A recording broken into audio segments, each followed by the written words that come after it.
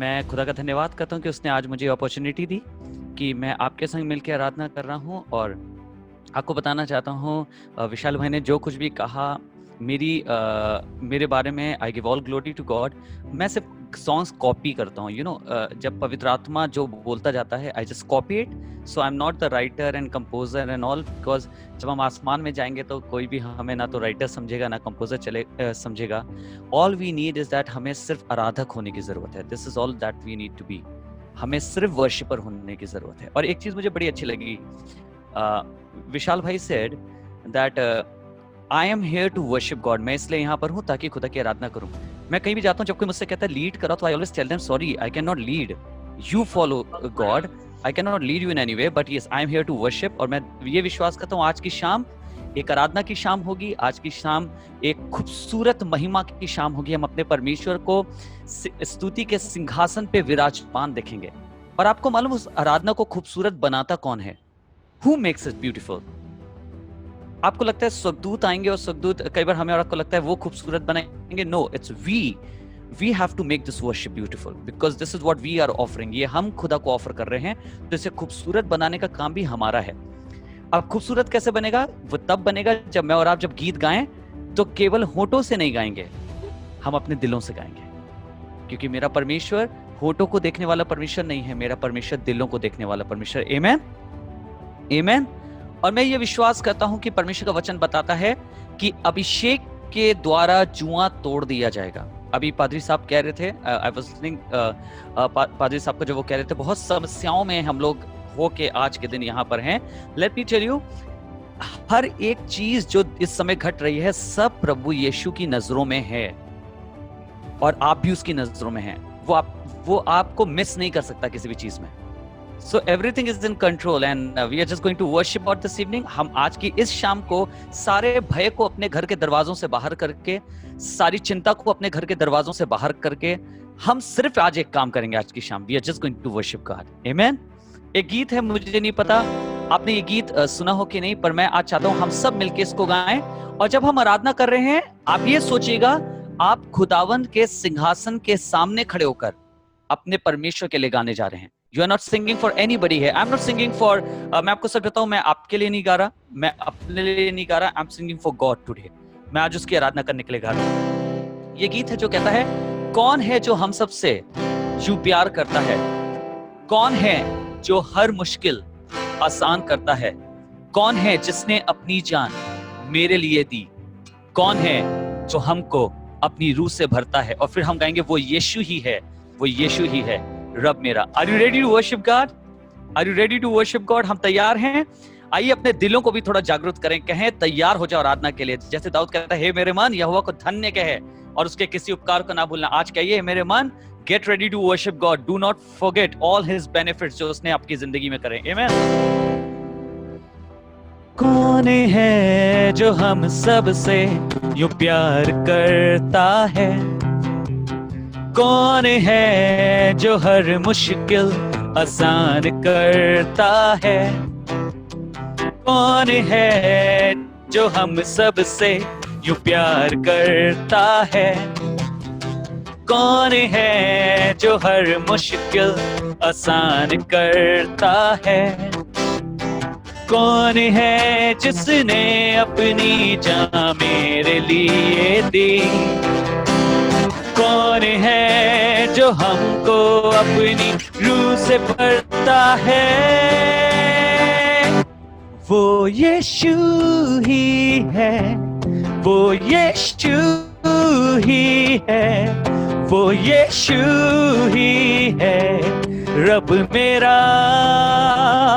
आइए मिलके गाएं, वो यीशु ही है, वो यीशु ही है, वो यीशु ही है रब मेरा। फिर से एक बार, वो यीशु ही है। Come on, वो यीशु ही है, वो यीशु ही है रब मेरा। कौन है जो हम सब से यूं प्यार करता है? कौन है जो हर मुश्किल आसान करता है। आपकी बारी। कौन है जो हम सब से यूं प्यार करता है। कौन है जो हर मुश्किल, कौन है जो हर मुश्किल आसान करता। कौन है जिसने, कौन है जिसने अपनी जान मेरे लिए दी। कौन है जो हमको अपनी रूह से भरता है। वो यीशु ही है, वो यीशु ही है, वो यीशु ही है रब मेरा। वो यीशु ही है, वो यीशु ही है, वो यीशु ही है रब मेरा। उसकी राहों में जीवन है, उससे जुड़ गया ये मन है। आज भी मेरा यीशु वही मेरा कल है। उसकी राहों में, उसकी राहों में जीवन है, उससे जुड़ गया ये मन है। आज भी मेरा यीशु वही मेरा कल है। दिल करे उसी में मैं जीऊं। दिल करे उसी के संग रहूं। दिल करे उसी में मैं जीऊं। दिल करे उसी के संग रहूं। वो यीशु ही है, वो यीशु ही है, वो यीशु ही है रब मेरा। वो यीशु ही है, वो यीशु ही है, वो यीशु ही है रब मेरा। अंधेरों में वो रोशनी है, मुश्किलों में उम्मीद है। मौत की राहों में मेरी हिफाजत है। सुनेगा, हम इस वर्स में ये कह रहे हैं, अंधेरों में वो रोशनी है, मुश्किलों में उम्मीद है, मौत की राहों में मेरी हिफाजत है। हिफाजत का मतलब होता है my security, the one who keeps me safe. मैं विश्वास करता हूं इन मौत की राहों में जब मैं और आप इन दिनों में चल रहे हैं, आसमान का खुदा खुद मेरे और आपकी हिफाजत है। आपको मालूम है, परमेश्वर के वचन में मुझे सबसे खूबसूरत बात लगती है, उसने जब कभी किसी को कहीं भेजा तो उसने कभी ये नहीं कहा तुम जाओ और मैं तुम्हारे पीछे आता हूं। उसने हमेशा ये कहा, ये वाचा बांधी कि मैं तुम्हारे आगे आगे चलूंगा, मैं तुम्हारे साथ रहूंगा, मैं तुम्हारे लिए रास्ता बनाता जाऊंगा। And this is the most beautiful thing that my Lord does. इस मुश्किलों के समय में आपका खुदावन, इस मुश्किलों के समय में आपका परमेश्वर आपके आगे आगे चल रहा है। अंधेरों में वो रोशनी है, मुश्किलों में उम्मीद है। मौत की राहों में मेरी हिफाजत है। मिलके गाइए, अंधेरों में वो रोशनी है, मुश्किलों में उम्मीद है। मौत की राहों में मेरी हिफाजत है। दिल करे उसी में मैं जीऊं। दिल करे उसी के संग रहूं। दिल करे उसी में मैं जीऊं। दिल करे उसी के संग रहूं। मिलकर के वो यीशु ही, वो यीशु ही, तालियां बजा के, वो यीशु ही है, वो यीशु ही है अब मेरा। वो यीशु ही है, वो यीशु ही है, वो यीशु ही है रब मेरा। एक बार सिर्फ अपनी तालियों के साथ। वो यीशु ही है, वो यीशु ही है, वो यीशु ही है रब मेरा। जोर से चिल्ला के, वो यीशु ही है, वो यीशु ही है, वो यीशु ही है रब मेरा। वो यीशु ही है, वो यीशु ही है, वो यीशु ही है रब मेरा। प्रभु तेरे आने से जिंदगी बदल गई, भटके हुए राही को राह नहीं मिल गई। प्रभु तेरे आने से जिंदगी बदल गई, भटके हुए राही को राह नहीं मिल गई। तुझ पर है भरोसा, तुझ पर है जिंदगी निर्भर, तूने है थामा हाथ नहीं अब कोई डर। तुझ पर है भरोसा, तुझ पर है जिंदगी निर्भर, तूने है थामा हाथ नहीं अब कोई डर। यीशु तेरे आने से जिंदगी बदल गई, भटके हुए राही को राह नहीं मिल गई। यीशु तेरे आने से जिंदगी बदल गई, भटके हुए राही को राह नहीं मिल गई। असंभव को तूने है संभव बनाया, भरपूर जीवन तुझको ही पाने से आया। असंभव को तूने है संभव बनाया, भरपूर जीवन तुझको ही पाने से आया। प्रभु तेरे आने से जिंदगी बदल गई। Yes, we praise you, Jesus. भटके हुए राही को राह नहीं मिल गई। चंदा रमामा से प्रभु तेरे आने से जिंदगी बदल गई, भटके हुए राही को राह नहीं मिल गई। यीशु तू मुझ में ही रहना, कुछ भी हो चाहे कुछ भी हो। यीशु तू मुझ में रहना, कुछ भी हो चाहे कुछ भी हो। यीशु तू मुझ में रहना, कुछ भी हो चाहे कुछ भी हो। यीशु तू मुझ में रहना, कुछ भी हो चाहे कुछ भी हो। यीशु तेरे आने से जिंदगी बदल गई, भटके हुए राही को राह नहीं मिल गई।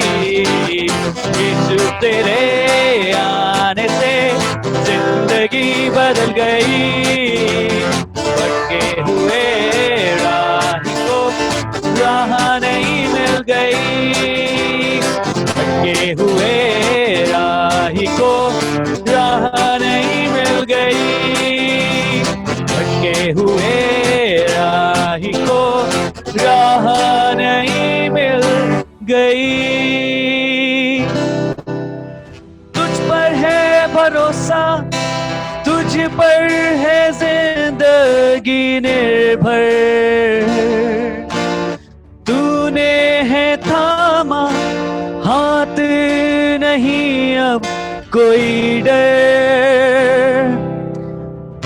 आपको मालूम है एक पिता को अच्छा लगता है, आज हम लोग फादर्स डे सेलिब्रेट कर रहे हैं, एक पिता को यह बात बहुत अच्छी लगती है कि जब उसके बच्चों को उस पर भरोसा होता है, जब उसके बच्चे ये कहते हैं कि हाँ पिता मुझ पे तुझ पे भरोसा है कि आप हमारी सब जरूरतें पूरी कर सकते हैं, आप हमारे संग रह सकते हैं, आप हमारी हिफाजत कर सकते हैं। इसी तरीके से आसमान के खुदा को भी अच्छा लगता है जब आप ये कहते हैं कि प्रभु यीशु मसीह मुझ पे तुझ पे भरोसा है, पिता मुझे तुझ पे भरोसा है, जो कुछ दुनिया में चल रहा है इसके बावजूद भी मुझे तुझ पे भरोसा है कि सब चाहे डूब जाए लेकिन मेरा जीवन नूह की उस कश्ती के मानंद होगा।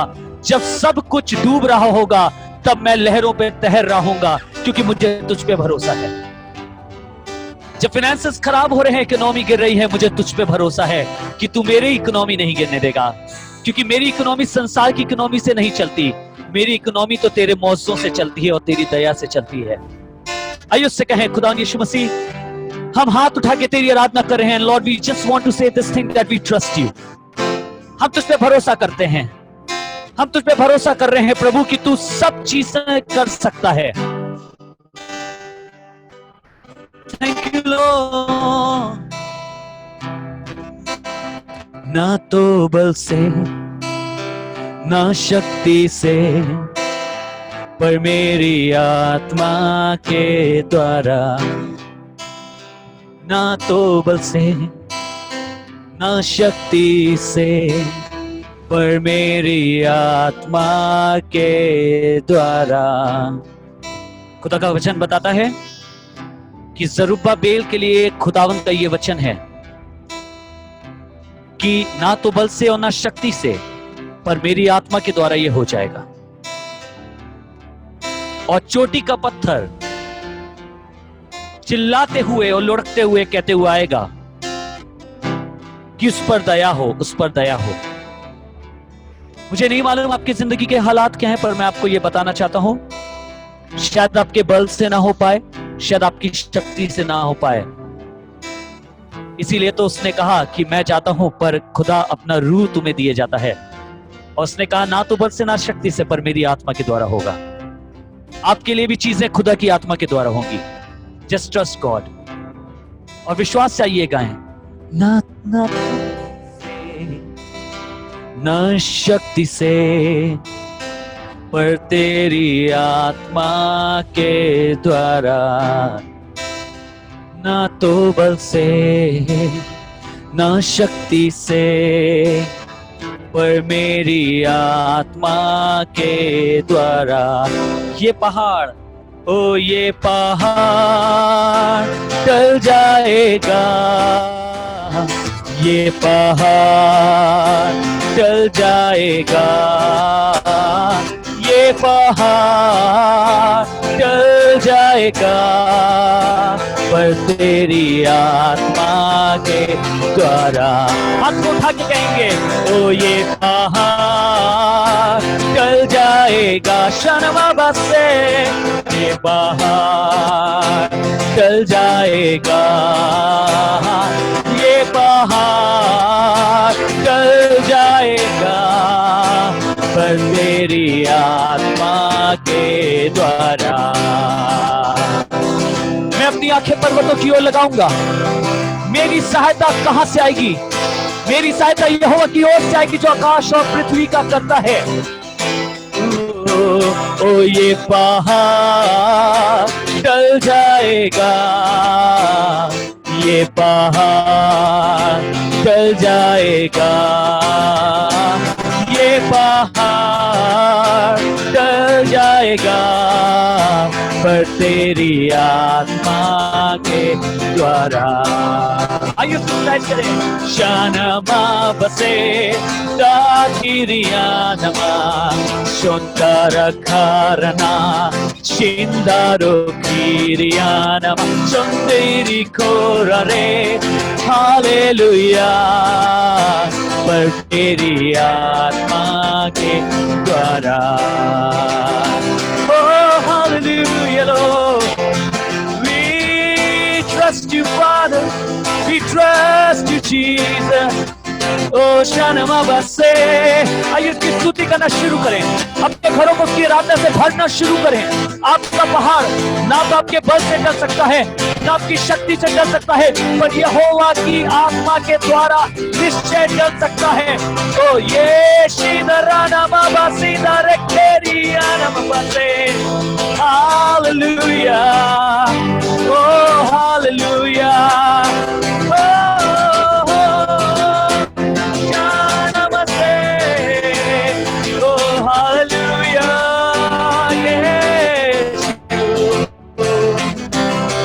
पहाड़ टल जाएगा,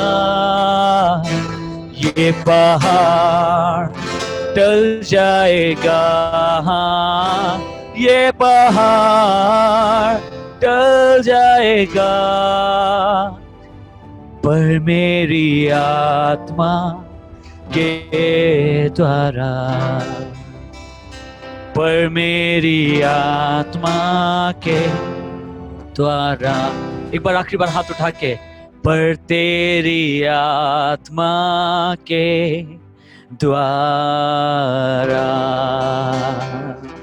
हालेलुया, इसके लिए जोरदार ताली बजाएं, क्योंकि स्तुति के योग्य परमेश्वर है, महिमा के योग्य परमेश्वर है, हमारे पहाड़ों को टाल देने वाला परमेश्वर है, हमारे पहाड़ों को हुक्म देता है कि उखड़ के समुद्र में जाके गिरो, ताकि वो दोबारा आपको परेशान ना कर सके, दोबारा आपके सामने ना आ सके, दोबारा आपके खिलाफ में ना खड़े हो सके।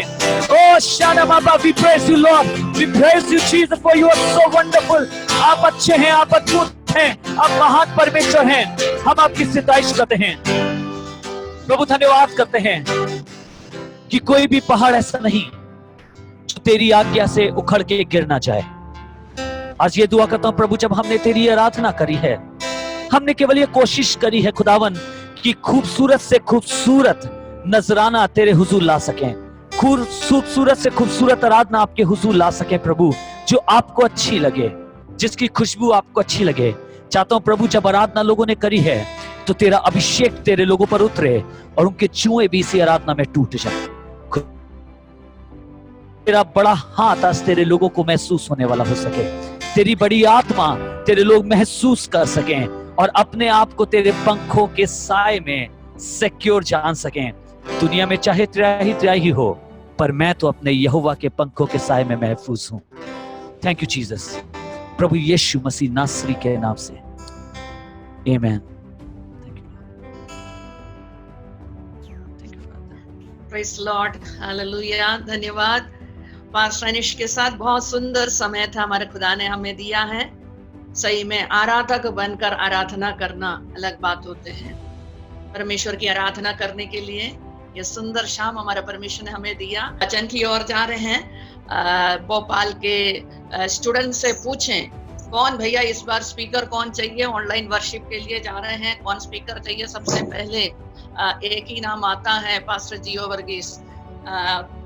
उनसे पूछा तो उन्होंने पहले तो बोला कि बार बार मत बोलो, बच्चे बोर हो जाएंगे। मैंने बोला हमारे बच्चे बोर नहीं होते हैं, आपका सुनने के लिए सब बड़े उत्साहित हैं।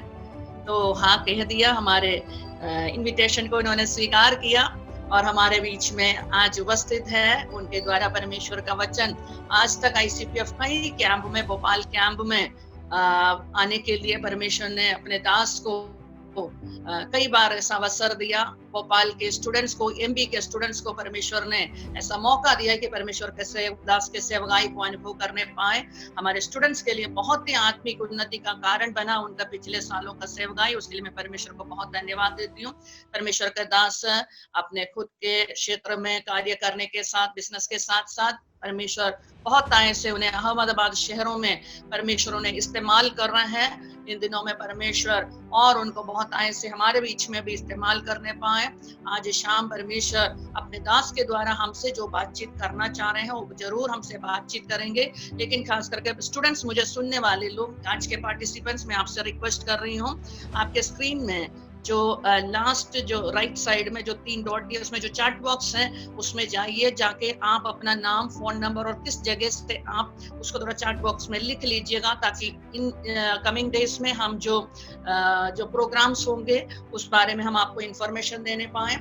इसलिए आप अपना नाम, अपना फोन नंबर, व्हाट्सएप नंबर और किस जगह से आप बिलोंग कर रहे हैं, क्योंकि कई जगह से हमारे साथ आज जुड़े हुए हैं। अपने खाली MB से ही नहीं है, कई क्षेत्रों से हैं, कई क्षेत्रों से जुड़े हुए हैं। इवन गल्फ से भी हैं, बैंगलोर से हैं, महाराष्ट्र से हैं, MB, UP, कई क्षेत्रों से हमारे साथ जुड़े हुए हैं।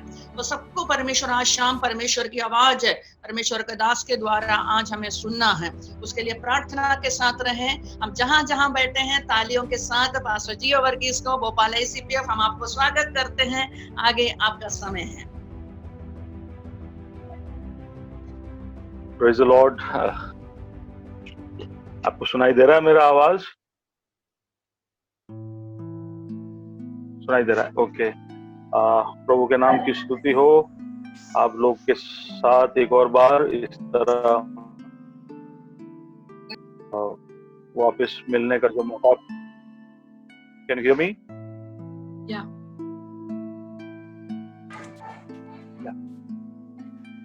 ओके। एक और बार इस तरह आप लोगों के साथ एकत्र होने का आपने जो मौका दिया उसके लिए मैं प्रभु को धन्यवाद देना चाहता हूँ। अनु दीदी, कुछ भी मीटिंग होता है तो कभी ना कभी मुझे फोन कर ही लेती है और मैं, जैसे उन्होंने कहा वैसे मैं यही जवाब उनको देता हूँ कि आप उनको दूसरों को भी बुलाइए, आप उनको भी दूसरे ऑप्शंस भी दीजिए।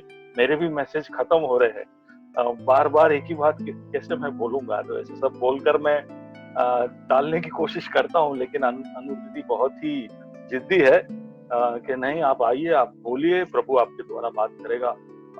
आप लोगों के प्यार के लिए मैं बहुत बहुत धन्यवाद देना चाहता हूँ। आप सबको भी बहुत बहुत शुक्रिया। आज फादर्स डे है, इसलिए जितने भी हमारे साथ फादर्स अगर जुड़े हुए हैं CGPF के, खास करके उन सबको एक शुभकामनाएं देना चाहता हूँ और कोशिश करूंगा कि मेरे संदेश को भी उसी संदर्भ में जोड़कर रखूं। तो आइए हम संदेश की तरफ बढ़ते हैं। बहुत सुंदर आराधना में पास्टर अनीश ने हमको लीड किया। आप लोग सब एक उत्सुकता के साथ यहाँ पर आए हैं और प्रभु से सुनने के लिए अपने आप को तैयार कर आए, ऐसा मैं विश्वास करता हूँ। आज शाम को ही जो पोस्टर मिला मुझे, उसमें मैंने देखा कि फादर्स हार्ट कर आप लोगों ने टॉपिक चूज किया है आज के शाम के इस मीटिंग के लिए, पिता का दिल।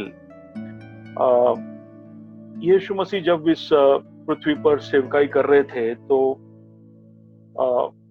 उन्होंने लोगों को देखकर जो इमोशंस एक्सपीरियंस किए, जो उनके दिल में हुआ, उसको उनके चेलों ने फर्स्ट हैंड देखा। और जब वो गॉस्पेल लिखने लगे तो जो अनुभव यीशु मसीह को हो रहा था, जब वो, कई बार हम इंग्लिश में पढ़ते हैं ना कि the Lord had compassion on them, प्रभु ने लोगों को देखा और उसको अनुकंपा या सहानुभूति महसूस हुई या उसको दया महसूस हुई। हिंदी और इंग्लिश में सब यही कंपैशन या पिटी या इस तरह के शब्दों का इस्तेमाल किया गया है, लेकिन जब ग्रीक में जब इसके गॉस्पेल राइटर्स इस शब्द को वहां लिख रहे थे तो वहां पर उन्होंने एक बहुत ही खास शब्द का इस्तेमाल किया है जो ग्रीक भाषा में केवल यीशु मसीह के दिल में होने वाले उस भावना को व्यक्त करने के लिए बनाया गया शब्द है, और कहीं भी वो शब्द का इस्तेमाल हुआ नहीं है। केवल यीशु मसीह के दिल में जो लोगों को देखकर जो भावनाएं या जज्बात उमड़ कर आती थी उसको ही व्यक्त करने के लिए जो ग्रीक हमारे गॉस्पेल राइटर्स ने एक शब्द को बनाया था। उस शब्द का नाम है स्प्लंगनित्सोमाई। स्प्लंगनित्सोमाई का एक्चुअल लिटरल अर्थ यही है कि पेट के अंदर हलचल मचना और दर्द होना। यीशु मसीह जब भीड़ को देखता, यीशु मसीह जब लोगों को देखता तो उसके अंदर इस तरह होता जैसे कि उसके पेट में कुछ गड़बड़ हो रहा है। जब हम बोर्ड एग्जाम के लिए जाते हैं, पढ़ा हो या नहीं पढ़ा हो, पर एग्जाम हॉल के बाहर खड़े रहकर जो महसूस, तब हमको थोड़ा बहुत, जो कितनों को हुआ हो, ऐसा दर्द होता है पेट में एग्जाम के पहले या कोई मुश्किल समस्या के सामने जब आते हैं, हलचल जो होता है ना, उसके वो यीशु मसीह के अंदर होने वाले उस जज्बात के बराबरी में आ सकता है। तो यीशु मसीह बिल्कुल भावुक हो जाता था और वो बिल्कुल बेचैन हो जाता था और उसको ऐसा लगता था कि मुझे अब इनके लिए कुछ करना पड़ेगा। और ये उसके चेलों ने उसके मुख पर देखा, उसकी उस बेबसी, उस बेचैनी को देखा और उन्होंने समझा कि केवल अनुकंपा लिखना या केवल सहानुभूति लिखना या केवल दया लिखना फीका पड़ जाएगा। और इसलिए हमने ग्रीक में जो स्प्लंगनित्सोमाई कर शब्द लिखा है, ये जो शब्द है, ये शब्द प्रभु के दिल को दर्शाता है। जब वो खोए हुए को देखता है, दर्द में, पीड़ा में या बंधन में पड़े हुए लोगों को देखता है, तो उसके अंदर जो भावनाएं बनती है वो ये शब्द के अंदर शामिल है। और ये पिता का दिल भी ऐसा ही रहा है। हम साम्स 103 में पढ़ते हैं कि जैसे एक पिता अपने बच्चों के ऊपर दया करता है, वैसे ही यहोवा अपने डरवैयों के ऊपर दया करता है। ये जो कंपैशन वाला जो फीलिंग है वो हमेशा से रहा है, और प्रभु के लोगों की तरफ उस तरह का एक जज्बात पहले से ही रखा हुआ है। अब जस्ट ए मोमेंट, एक सेकंड।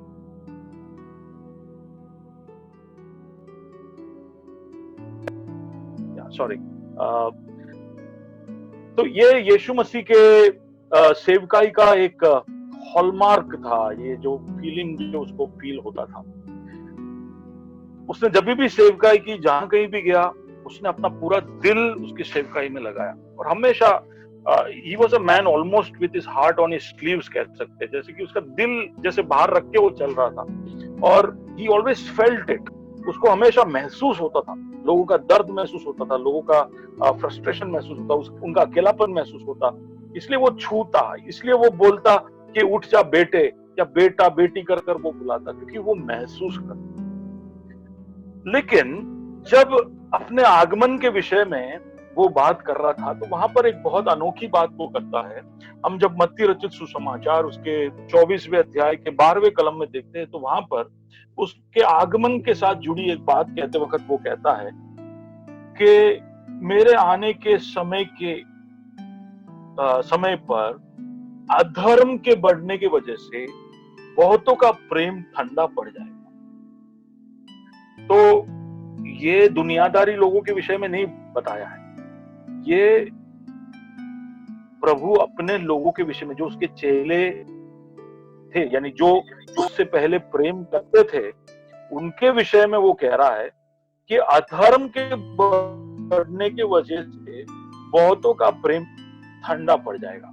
और ये अंत के समयों का एक चिन्ह है। हम जब अंत के समय के अलग अलग चिन्ह के बारे में बात करते हैं कि भूकंप होगा, युद्ध होंगे, या अलग अलग रोग महामारियां होगी, बहुत सारे चिन्ह के बारे में हम सुनते हैं, उसमें से ये एक चिन्ह भूलना नहीं चाहिए। दूसरे एक जगह पर उसने पूछा है कि क्या मनुष्य का पुत्र लौट कर आएगा तो वो जगत में विश्वास पाएगा। वहां पर एक सवाल पूछा है, तो उसका मतलब है कि वो सवाल का जवाब हमारे हाथ में है। लेकिन जब वो प्रेम के विषय में बात करता है, तो वो बोलता है कि अधर्म की वजह से बहुतों का प्रेम ठंडा हो जाएगा। यानी उसका मतलब है कि लोग बाहर से देखकर आपको पता नहीं चलेगा कि इनका असली आत्मिक हालत क्या है। ये क्रियाएं सब कर रहे होंगे, वो मीटिंगों में जा रहे होंगे, गाना गा रहे होंगे, वो हर तरह से बहुत सारी चीजों में शामिल भी होंगे, लेकिन इनका प्रेम अंदर से ठंडा पड़ गया होगा। यानी वो सिर्फ वहां पर मौजूद है, लेकिन जैसे यीशु मसीह कोई भी जगह पर जब होता था, तो वो जिस तरह के जज्बातों को व्यक्त करता था, जो स्प्लंग नित्जोमाई उसको महसूस होती थी, वो उसके आजू बाजू भी प्रभु के पीछे आने वाले लोग महसूस नहीं करेंगे। ये एक अंत के समय का एक बहुत बड़ा चिन्ह है, और इसलिए हमें अपने आप को परखने की जरूरत है। मैं जानता हूं आप अलग अलग एज ग्रुप के लोग मेरे सामने हैं, लेकिन खास ये संदेश मैं जवानों के लिए रखना चाहता हूं। क्या आप जो भी कर रहे हैं प्रभु के नाम से, या प्रभु के राज्य के लिए, या प्रभु के सेवकाई में, उसमें आपका दिल उसमें शामिल है या नहीं?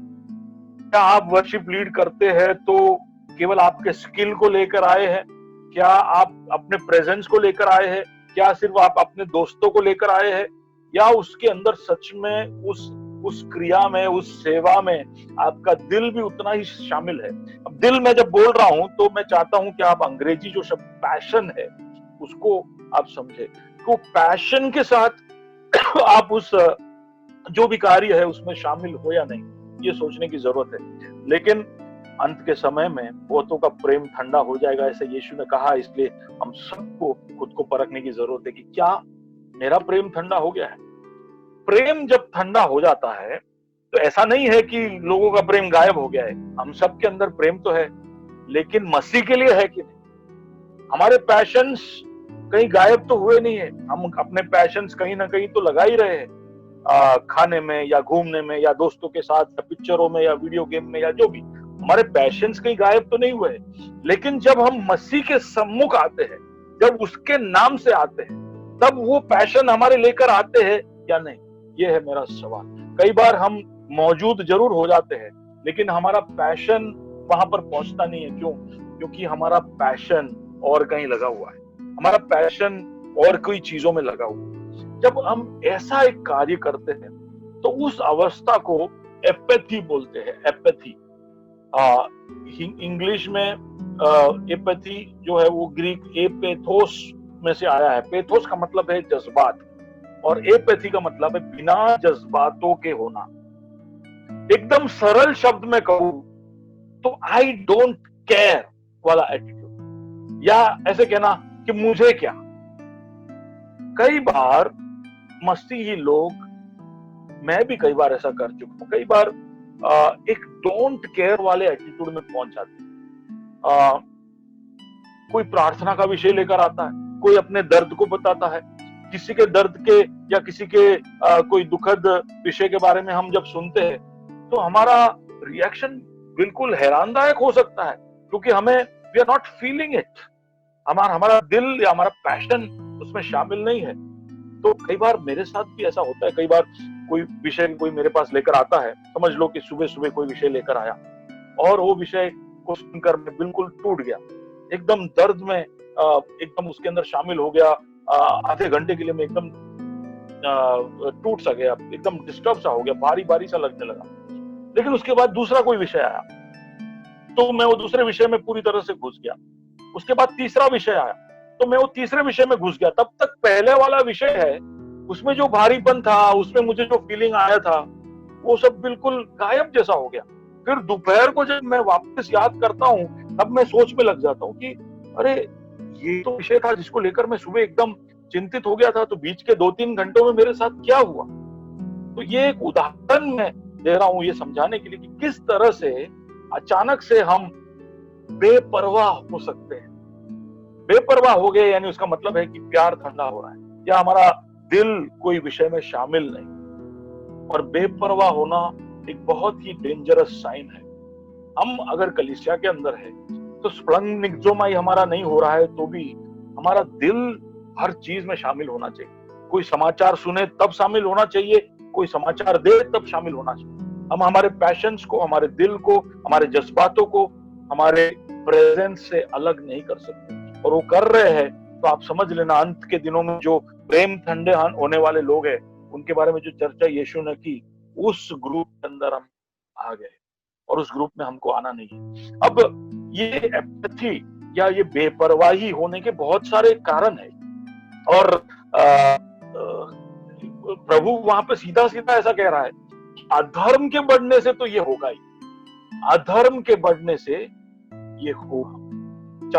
हमारे चारों तरफ हमें कोई सर्वे करने की जरूरत नहीं है, हम सब जानते हैं कि हमारे चारों तरफ क्या हो रहा है। अधर्म बढ़ रहा है। अधर्म से मतलब इंग्लिश में जो शब्द इस्तेमाल किया इनइक्विटी, उसका मतलब है कि इक्विटी का बैलेंस पूरी तरह से ध्वस्त हो जाना, तितर बितर हो जाना, कोई भी तरह का इक्विटी ना रहना, वो परमेश्वर और इंसान के बीच में हो या इंसान के बीच में हो। कोई भी तरह का जस्टिस का ना रहना, कोई भी तरह का मर्सी का ना रहना, कोई भी तरह का धार्मिकता का ना रहना। तो ऐसे ही एक अवस्था हमारे चारों ओर पाप के बढ़ने से हो गई है और इसकी वजह से हमारे दिल ठंडे हो गए। मैं कुछ विषय आपके सामने ध्यान में लेकर आना चाहता हूं कि एपैथी आने के कारण क्या क्या है। तो मैं चाहता हूं कि कुछ विषय आपके सामने रखूं। तो वैसे 10 एक पॉइंट है, मुझे पता नहीं कि मेरे पास इतना समय होगा कि नहीं, मैं 10 से 10 पॉइंट रख पाऊंगा कि नहीं, लेकिन कोशिश करते हैं। एक एक कर मैं बताना चाहता हूं कि रीजंस फॉर एपैथी, बेपरवाही यंगस्टर्स के अंदर क्यों आ सकती है। आप जैसे कैंपों में आते हैं, मीटिंगों में आते हैं, प्रचार सुनते हैं, लेकिन फिर भी आपको ऐसा लगता है कि क्या आप ये महसूस कर रहे हो कि हाँ सच में कहीं ना कहीं मेरे अंदर एक बेपरवाही है मसीह को लेकर या मसीह के बातों को लेकर। लोग बोलते हैं तो मुझे महसूस जरूर होता है, लेकिन वो फीलिंग मेरे अंदर नहीं आ रहा है। तो क्या क्या कारण हो सकता है, मैं जल्दी से दौड़ा कर कुछ बातें आपके सामने लाना चाहता हूँ ताकि हम थोड़े और अलर्ट रह सकें। हम ऐसे एक झुंड में ना आ जाए जो बिल्कुल बेपरवाह हो, क्योंकि प्रभु को बेपरवाह लोगों से जरा भी वो बेपरवाह लोग उसको पसंद नहीं। जब हम रेवलेशन चैप्टर 3 प्रकाशित वाक्य 3 अध्याय पढ़ते तो वहां पर वो लाओदिकिया की कलीसिया के विषय में बताता है, और वहां पर वो कहता है कि तुम ना तो ठंडे हो ना गर्म हो, तुम गुनगुना हो, तो मैं तुमको मुंह से उगलने पर। यानी प्रभु चाहता है कि या तो तू ठंडा हो जाए या मुझसे दूर चला जा, या तू बिल्कुल गर्म होकर रहे। अगर तू बीच का है, तो गुनगुना है, तो मैं मुंह से उगलने पर। तो ये बड़े स्ट्रिक्टनेस के साथ प्रभु इसको देखता है। इसलिए जल्दी से कुछ बातों की ओर हम देखें, कैसे ये बेपरवाही हमारे अंदर आ सकती है। जवानों, आपके लिए खास करके ये बेपरवाही का पहला रीजन मैं समझता हूं कि इंफॉर्मेशन ओवरलोड। बहुत सारे इंफॉर्मेशन को प्राप्त करने की वजह से कई बार हमारा दिल जो है वो पत्थर जैसा हो जाता है। फॉर एग्जाम्पल कि ये कोरोना के न्यूज जब शुरुआत में आते थे तो हम बड़े दुखी हो जाते थे, हम हिल जाते थे, उसके पिक्चर वीडियो इत्यादि देखकर हम बिल्कुल परेशान हो जाते थे। लेकिन 2 महीने के बाद आप अभी खुद सोचकर देखिए कि जब आप आज कोई कोरोना के रिलेटेड न्यूज को देखते हो तो आपके अंदर कितना हलचल होता है। नहीं हो रहा है, क्यों? क्योंकि इंफॉर्मेशन का ओवरलोड हो गया है। बहुत सारी खबरें, बहुत सारा इनपुट ब्रेन में जा रहा है। ये एक मीडिया का जमाना है, तो बहुत सारी चीजें हमारे दिमाग में घुस रही है। कुछ न्यूज के माध्यम से आ रही है, कुछ एडवर्टाइजमेंट्स के माध्यम से आ रही है, सोशल मीडिया में। और ये लॉकडाउन में तो खासकर जो 1 या 2 घंटा मीडिया पे रहते थे, वो 4-4, 6-6 घंटे मीडिया पे रहने लगे। तो वहां से इंफॉर्मेशन आ रहे हैं, फॉरवर्ड्स आ रहे हैं, व्हाट्सएप पे हो या इंस्टाग्राम पे हो या फेसबुक पे हो या यूट्यूब पे हो। इवन प्रभु के वचन का भी ओवरलोड हो रहा है। तो आप ऐसा मत समझिए कि सुबह से शाम तक आप वचन सुन रहे हो तो इसलिए आपके साथ अच्छा ही होगा। कोई भी तरह का ओवरलोड जब आपके सिस्टम में आ जाए तो वो आपको बेपरवाह करने के काबिल है। तो हर चीज का एक लिमिट हमें रखना चाहिए। तो वीडियो गेम्स की वजह से भी हो सकता है, या पिक्चरों को देखने से भी हो सकता है, म्यूजिक को बहुत ज्यादा सुनने से भी हो सकता है। कोई भी तरह का इंफॉर्मेशन जो ब्रेन को प्रोसेस करना पड़े, अगर ओवरलोड हो जाए तो धीरे धीरे उसका इफेक्ट हमारे इमोशंस पे पड़ता ही है। धीरे धीरे कर कर हमारा इमोशन, क्योंकि वो हमेशा एनर्जाइज नहीं रह सकता। कोई बात को सिर्फ सुनना ही होता तो चल जाता। जब हमें हमारे इमोशंस को इन्वॉल्व करना पड़ता है, when we have to involve our passion, so that is more energetic, more difficult task. तो इंफॉर्मेशन ओवरलोड की वजह से कहीं ना कहीं हम थक जाते हैं, and we are not able to be compassionate और passionate for anything. We have to be careful कि आप पूरे दिन में कितना इंफॉर्मेशन किस तरह से कैसे ले रहे हो। We have to divide our day wisely. बहुत सारा इंफॉर्मेशन, इवन मैंने कहा ना कि बाइबल भी, अगर आप समझ लो सुबह से zoom meeting, YouTube meeting, Facebook meeting, ये वो 8-8, 10-10 घंटे सुनोगे तो भी एक फटीग, एक थकावट आपके अंदर आ सकती है। So we have to be careful कि हम एपेथेटिक कहीं ज्यादा ओवरलोड की वजह से तो नहीं हो रहे। We have to balance things, number 1। Number 2, बेबसी या हेल्पलेसनेस की वजह से। एक बेपरवाही जो हमारे अंदर आ सकती है हेल्पलेसनेस की वजह से, कि हमें चिंता नहीं है, वी डोंट केयर। जैसे समझ लो आप रास्ते पे जा रहे हो और कोई 2 व्यक्तियों के बीच में बराबर का मारपीट हो रहा है, आप देखकर चले जाते हो। आप रुक कर ये कोशिश नहीं करते कि चलो वो दोनों के बीच में हम सुलह कराएं। क्यों नहीं करते? क्योंकि हमें डर है कि हम अगर वहां पर गए तो हमें भी मार मिलेगा, या मार नहीं मिला तो हम भी शायद वो मारामारी में शामिल हो जाए और बवाल ना हो जाए। आप समझे? तो आपको ऐसा लगता है कि इसमें शामिल होने से मैं इसको कुछ बदल नहीं पाऊंगा। तो एक तरह की बेबसी वहां पर महसूस होती है और हमको लगता है कि हम इसमें कुछ नहीं कर पाएंगे। कई बार कोई विषय बहुत बड़ा हो तभी भी बेबसी लगता है। जैसे कि हम सब जानते हैं कि भारत का आज का एक बहुत बड़ा विषय है एम्प्लॉयमेंट। हमें पता है कि ये बड़ा प्रॉब्लम है, लेकिन हम कितनों को एम्प्लॉय कर सकते हैं। तो हम सोचते हैं यार हम हमारा ही काम निकाल दे तो बहुत, हम एम्प्लॉयमेंट में कुछ करना चाहते हैं लेकिन हम नहीं कर सकते। तो हमारे सामने जो विषय है वो इतना बड़ा है कि हम अपने आप को हेल्पलेस महसूस करते हैं। तो जहां हेल्पलेसनेस आ जाती है कि मेरे अकेले के करने से कुछ नहीं होगा, तभी भी हम एक तरह की बेवफाई दिखाते हैं। यार अभी ठीक है यार, अब अनएम्प्लॉयमेंट है तो हम क्या करें, मेरे अकेले से क्या होगा, इसलिए हम उसको छोड़ देते। तो कभी कभी हम अपने आप को छोटा कर देते कि मैं कॉलेज का एक स्टूडेंट हूँ, मेरे एक बोलने से क्या होने वाला है, मैं एक कैंपस के अंदर का एक अकेला आवाज हूँ। कई बार मसीह लोगों के साथ यही होता है, पर ये सब जानकर ही तो प्रभु ने हमको नमक और ज्योति पुकारा है।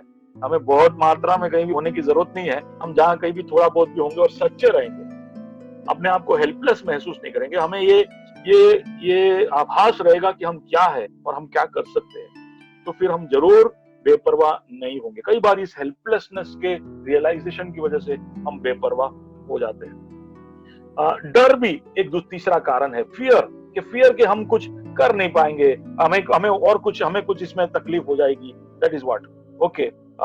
चौथा रीजन ये है एक्टिविटी ओवरलोड, यानी बहुत बिजी रहना, एक से दूसरे काम में व्यस्त रहना। अब जल्दी से मैं इसमें एक उदाहरण लेना चाहता हूँ उत्पत्ति के पुस्तक में। शायद ये एक बहुत अनयूजुअल सा उदाहरण है।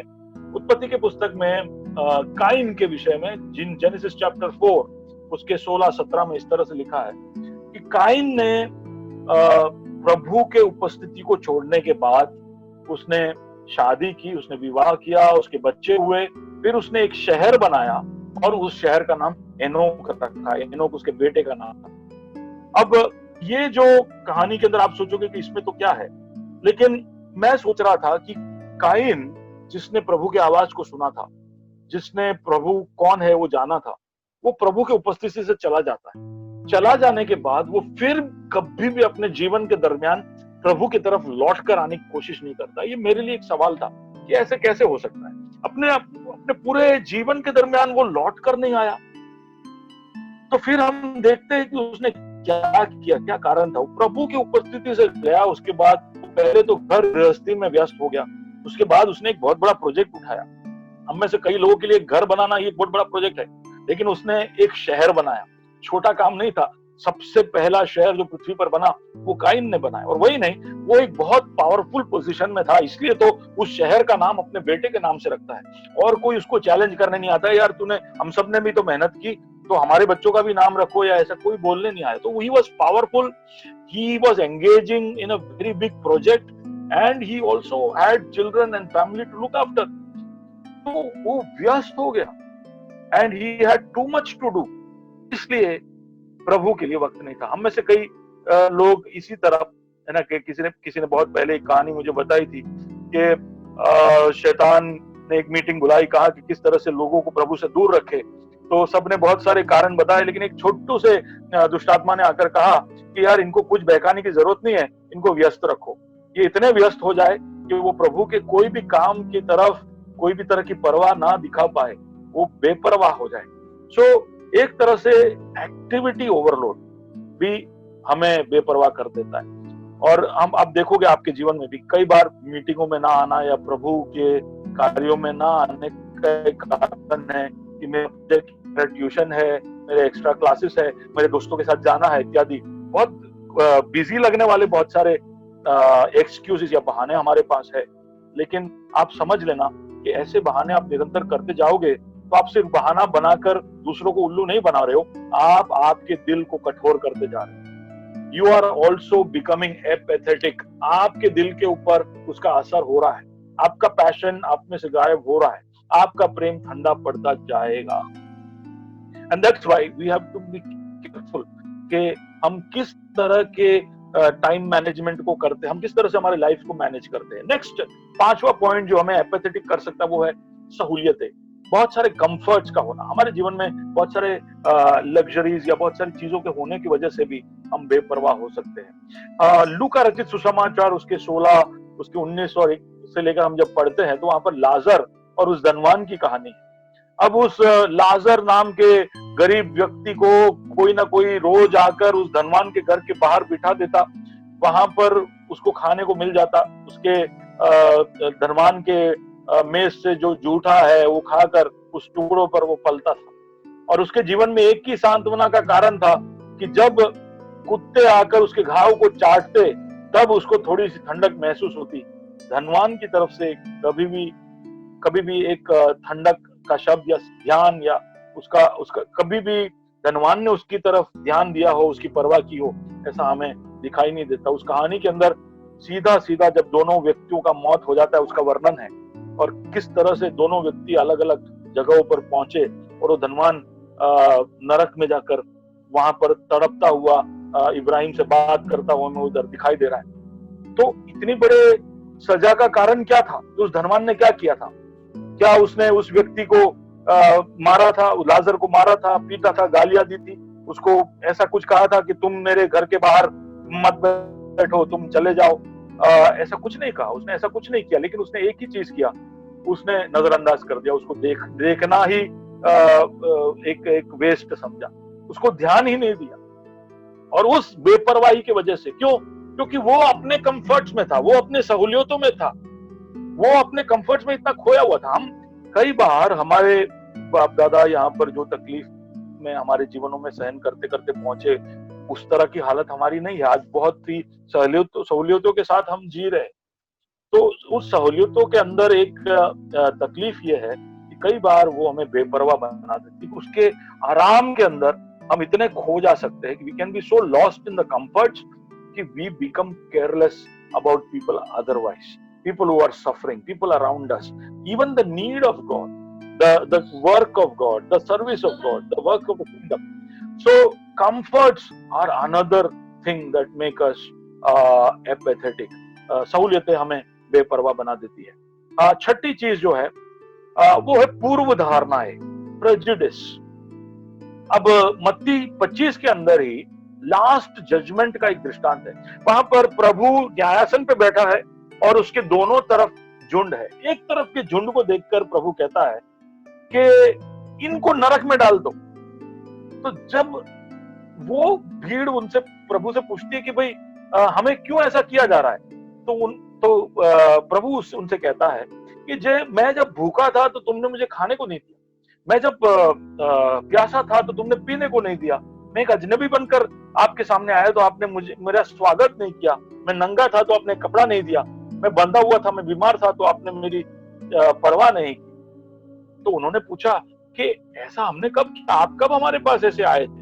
उन्होंने कहा कि इनमें से सबसे छोटा जब आपके पास आया और आपने तब एक निर्णय लिया आपके मन में कि नहीं इसको नहीं देना है, एक पूर्व धारणा कि नहीं इसके लायक नहीं है, और किसी को दूंगा, इसको नहीं दूंगा। सोच के देखिए, कई बार हम चौराहों पे खड़े होते हैं या हमारे चारों और हमारे जिंदगी में कुछ लोग हमारे रास्ते में जब आते हैं और मदद की जरूरत हमारे सामने रखते हैं, तो सोच के देखिए कि किस तरह के तर्क हमारे दिमाग में तब चल रहे होते हैं। एक भिखारी भी आकर जब हमसे कहता है कि हमें कुछ दे दो, तो हम ये सोच रहे होते हैं कि ये भला चंगा है, ये नौकरी क्यों नहीं कर लेता, ये काम क्यों नहीं कर लेता, ये जो स्त्री ये बच्चे को लेकर आई है, लगता है ये बच्चा इसका नहीं है, ये और किसी का है, ये ढोंग कर रही है। तरह तरह के सोच और पूर्व धारणाएं हमारे मन में तुरंत। हो सकता है कि आपकी धारणाएं सब सच भी हो सकता है कि आप जो सोच रहे हो सच हो, लेकिन उस पूर्व धारणा आपके अनुकंपा को, आपके अंदर के कंपैशन को दबा रही है, मार रही है, आपको बेपरवाह कर रही है। तो हमें क्या करना चाहिए कि ये पूर्व धारणाओं को धीरे धीरे से हटाकर आपसे जितना होता, मैं तो एक नियम मेरे जीवन के लिए बनाया, कोई मांगता है मेरे पास है तो मैं जरूर दूंगा। मैं ये नहीं सोचूंगा कि उसको चंगा है या नहीं, ये क्या है, कुछ भी दया के भावना से देने से हमारा कभी बिगड़ने वाला नहीं है। उससे कम से कम मेरे दिल के अंदर जो कंपैशन है उसको मैं जीवित रख सकता हूँ। इसका असर क्या हो रहा है? इसका असर ये हो रहा है कि केवल उस एक्टिविटी पे सीमित नहीं है, उसका असर हमारे आत्मिक जीवन के ऊपर पड़ रहा है, हमारे ओवरऑल रिस्पॉन्स जो प्रभु की तरफ है उस पर पड़ रहा है। That's why we have to be careful about these little things. हम पूर्व धारणाओं के साथ लोगों के सामने नहीं जा सकते। कोई हमारे पास जरूरत को लेकर आया तो हमें मदद करनी पड़ेगी। जब समरूनी व्यक्ति ने उस घायल व्यक्ति को देखा तो उसके मन में बहुत पूर्व धारणाएं वो वहां ला सकता था कि ये तो यहूदी है, या ये तो गैर यहूदी है, या ये समरूनी नहीं है इत्यादि वो सोचकर, और वो ऐसा सोच सकता था मैं तो अभी व्यस्त हूँ, मुझे और कहीं जाना है, मेरा समय बर्बाद हो जाएगा। कुछ नहीं, वो वहां पर उतरता है, उसने अपने लिए जो तेल और दाखरस रखा था वो उसने उसके ऊपर उंडेल दिया, उसको ताजा होने के लिए जो, या उसके घाव को ठीक करने के लिए जो रखा था, वो सब वो एक घाव को ठीक करने के लिए उंडेल देता है। वो रात को जाकर उसकी सेवा टहल करता है, फिर वो अगले दिन जाता है। आप समझ रहे हो कि किस तरह से उस पूर्व धारणाओं को तोड़कर उस अच्छे समरूनी ने अपने दिल के अंदर के अनुकंपा को जीवित रखा। We can also be like that. कई बार दूसरे विषयों को लेकर भी हमारे अंदर ये प्रेजुडिस, ये अनुकंपाएं हो सकती है। सातवां कारण है हिचकिचाहट, एक डिसीजन में ना आ पाना, एक इनडिसिसिवनेस। लौदीकी कलीसिया के बारे में मैंने बात किया। अब वो ना ठंडा था ना गर्म था। अब उसका कारण क्या था, वो आप जब रेवलेशन चैप्टर 3 उसका 15-16 पढ़ोगे ना, तो वहां पर इस तरह से लिखा है कि लौदीकी के कलीसिया कह रही थी, हम धनवान है और हमें कोई चीज की जरूरत नहीं, हम धनवान है और हमें कोई चीज की जरूरत नहीं। तो उसको जब ऐसा महसूस हुआ कि मेरे पास सब कुछ है, मेरे पास बहुत पैसा है और उस पैसे की वजह से मैं बहुत कुछ कर सकता हूं, तो उस सोच ने उसको गुनगुना कर दिया। वो कैसे किया होगा? कई बार हमारे पास जब धन ज्यादा होता है तब हम हिचकिचाहट में आ जाते हैं, क्योंकि दिल कहता है करो, लेकिन मन कहता है कि क्यों करो और किसी के लिए करो। आप समझ गए? एक इनडिसाइसिवनेस आ जाता है। लौदीकी कलीसिया की इनडिसाइसिवनेस ने ही उसको बेपरवाह कर लिया था। हमारे जीवन में भी कई बार हम डिसीजन नहीं ले पाते कि हम इस तरफ आए या उस तरफ आए। अगर हम दोनों नाव में पांव रख के चलेंगे तो हम बेपरवाह हो जाएंगे, हम गुनगुना हो जाएंगे, और प्रभु को ये बात बिल्कुल पसंद नहीं है। मेरा समय जा रहा है, इसलिए मैं अगले पॉइंट की तरफ जा रहा हूँ। हग्गाई के पुस्तक में हम 8वें पॉइंट का जो कारण है वो हम देख सकते हैं। ये है अपॉर्चुनिस्टिक होना या अवसरवादी होना। हग्गाई 1 और उसके 2, 4, 6 ये कलमों को हम पढ़ते हैं तो वहां पर हग्गाई भविष्यवाणी करता है और यहूदियों से ये बात करता है कि जब यहोवा का मंदिर इस टूटी फूटी हालत में है तो तुम छत वाले घरों में कैसे रह सकते हो? इंग्लिश में ऐसा लिखा है, how can you live in panelled houses when the house और the temple of the Lord is in ruins. अब हुआ क्या होगा, यहूदियों ने जब वो बाबिलोन से लौटकर आए, जरुब्बाबेल के साथ लौटकर आए, तो उन्होंने अपने शहर को वापस बनाना शुरू किया। उन्होंने आलय का काम भी शुरू किया, अपने घर का काम भी शुरू किया। बड़ी तेजी से दोनों काम हुए, लेकिन आलय का काम थोड़ा लंबा काम था। आलय बनते ही जा रहा था कि उनके घर बन गए। अब उनके घर बन गए ना, तो धीरे धीरे सब ठंडे हो गए और आलय का काम छोड़ दिया। क्यों? क्योंकि उनका काम निकल गया ना। आप समझ पा रहे हो मैं क्या कह रहा हूं?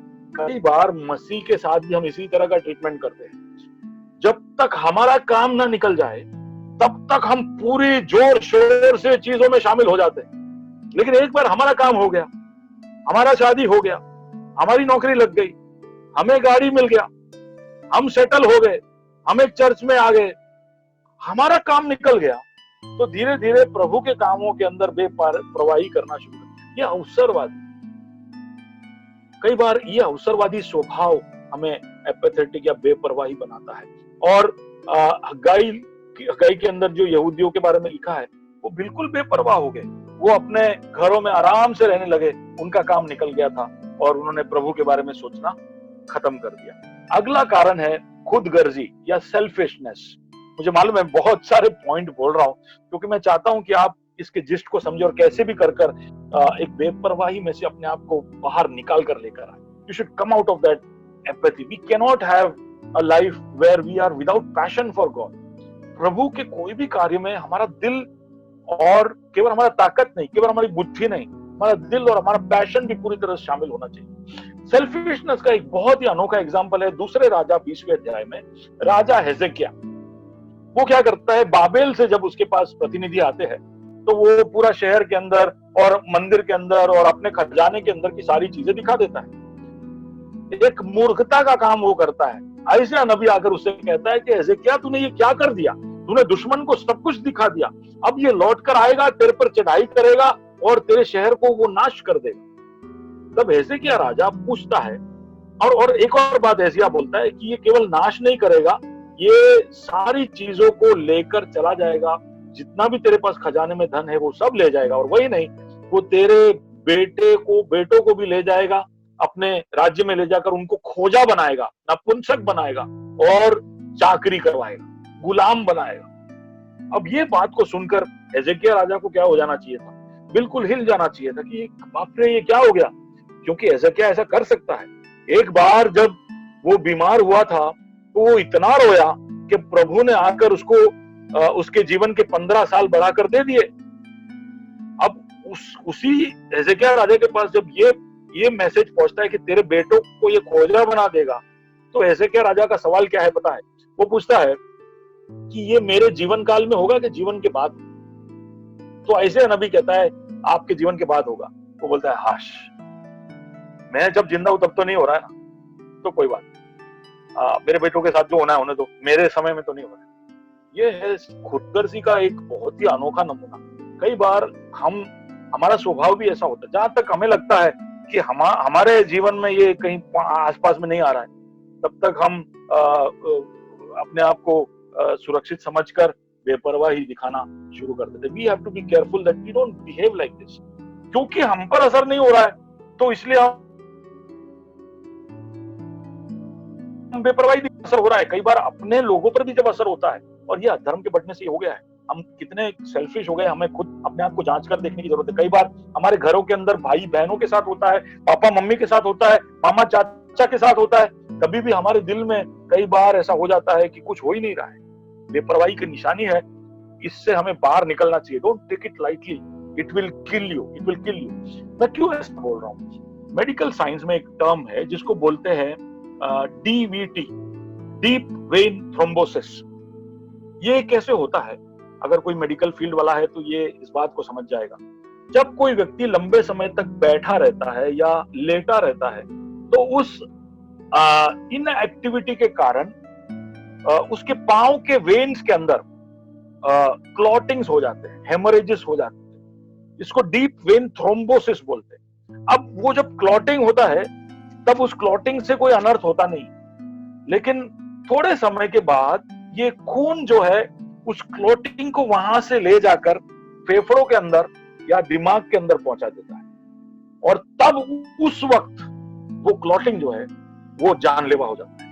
आपको एम्बोलिज्म हो जाता है या ब्रेन हेमरेज हो जाता है। कई सारे लोगों को स्ट्रोक आने के पीछे का कारण क्या है? Deep vein thrombosis.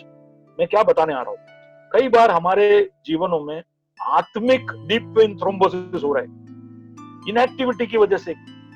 कैसा इनएक्टिविटी? कि किसी को कुछ भी हो जाए हमें परवाह नहीं, आई डोंट केयर। एक आत्मिक डीवीटी हमारे अंदर हो सकता है, और उस आत्मिक डीवीटी में से आप जब जा रहे हो तब आपको उसका अनर्थ तब उतना महसूस नहीं होगा, लेकिन ये बाद में थोड़े समय के बाद आपके लिए एक खतरनाक चीज बनकर आपके सामने उभर कर आ सकता है। तो we have to be careful that we are not apathetic. आखिरी बात बोलता हूं, ट्रबल प्रूफ जिंदगी, महफूज जिंदगी। अब यिर्मयाह 48 और 11 जब पढ़ोगे तो वहां पर मोआब के विषय में ऐसा लिखा है कि मोआब एक ऐसा देश है जिसके ऊपर कभी भी कोई भी दूसरे देश ने चढ़ाई नहीं की, कभी भी कोई भी दूसरे देश ने उस पर अटैक नहीं किया, और उसकी वजह से मोआब हमेशा सुरक्षित महसूस करता, और वो ऐसा सोचता कि हम जो सदियों से करते आ रहे हो सब सही है, हमारे साथ कुछ होने वाला नहीं। उस सुरक्षा ने उन्हें बिल्कुल बेपरवाह कर। कई बार हमारे जीवनों में बहुत सारे प्रॉब्लम्स ना आने की वजह से भी हम बेपरवाह होते हैं, बट उसके सामने आप मोआब के सामने इजराइल के इतिहास को देखो, इतने सारे चढ़ाई हुए, इतने सारे तकलीफ हुए, इन तकलीफों की वजह से हर बार वो प्रभु की तरफ लौट कर आए। तो these are the various reasons.